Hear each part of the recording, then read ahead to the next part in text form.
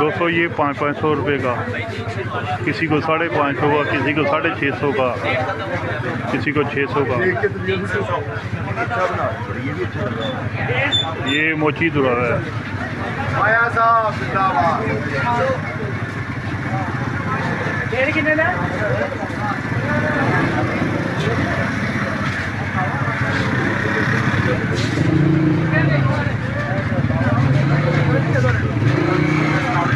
बसंत सस्ती नहीं है, बल्कि इस दफ़ा बहुत ज़्यादा महंगी हो गई।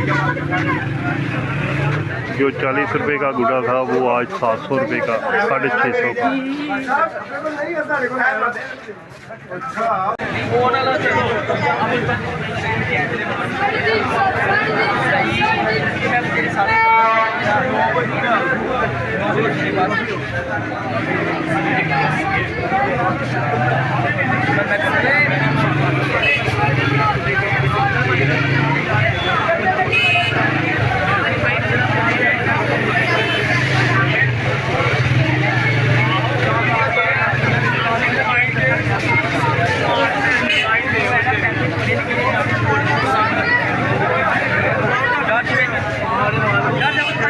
जब अंदर रखा है वो उधर ही एक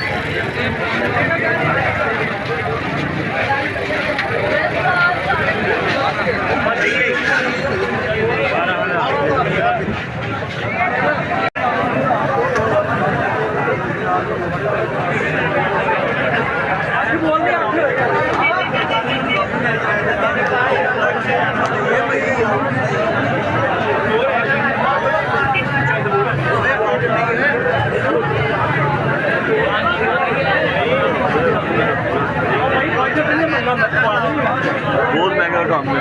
700 रुपये का 1.5 कमाल हो। 35 रुपये का गुड़ा ही 700 रुपये का मिलता है। कमाल हो।